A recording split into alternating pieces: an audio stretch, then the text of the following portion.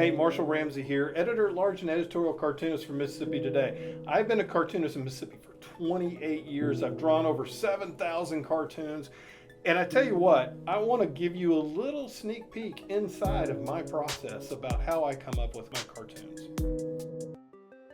A couple things about this cartoon that I noticed by looking at it right now. Number one, you talk about process. I draw on an iPad using an app called Procreate with an Apple Pencil. It works great. I do paintings with it. I mean, it's just a really fantastic application. I'm looking at it right now and I see how wobbly my lines are, and I'm trying to think, okay, was I having a bad day, or well, come to find out, I needed to clean my screen.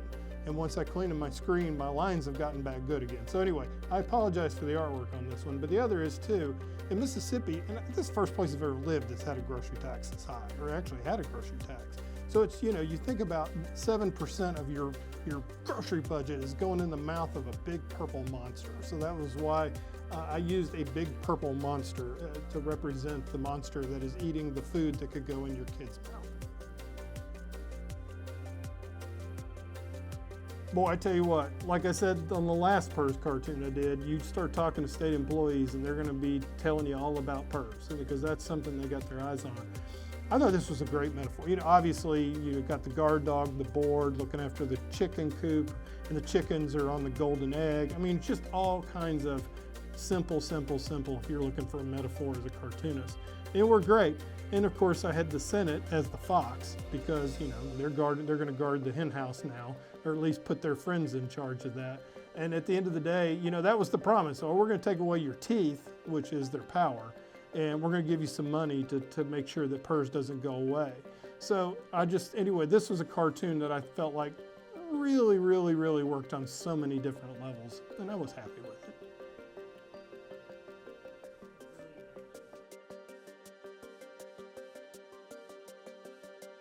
Weather in Mississippi sometimes can be awful. And, you know, I'm kind of running out of metaphors to use for the bad weather, you know, but it seems like lately we've just had round after round of severe thunderstorms. And when that happens, of course, you have a lot of power outages. And Lord knows, after about 30 minutes without the power on, I think we all kind of get into the fetal position. So the Sunday finally came around, the lights were coming back on, the men and women in the power industry were doing a fantastic job getting them back on.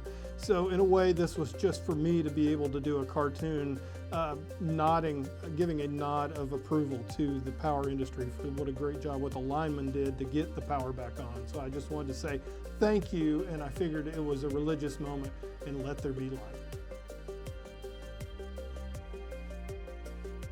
All right, so the Goon Squad was sentenced, and as I talked about the last time, if you saw the last episode of this, you realize that the outrage is very real. This is one of the worst cases I've seen since I've been in Mississippi. Well, they've since moved on from the force to being sentenced to prison, and so that was what this cartoon was about. Basically, the first one you see the sign of them, the two workers pulling it loose from, they're saying home of the Goon Squad, and they move it from Rankin County to the prison. Just a terrible story, a sad story, but an outrageous story all at the same time. And I have a feeling it's not done yet.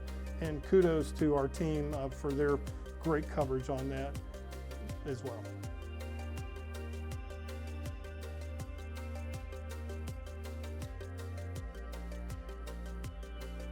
Hey, it's Marshall Ramsey here. Hey, did you like these? Well, if you did, you can see more by subscribing to Mississippi Today.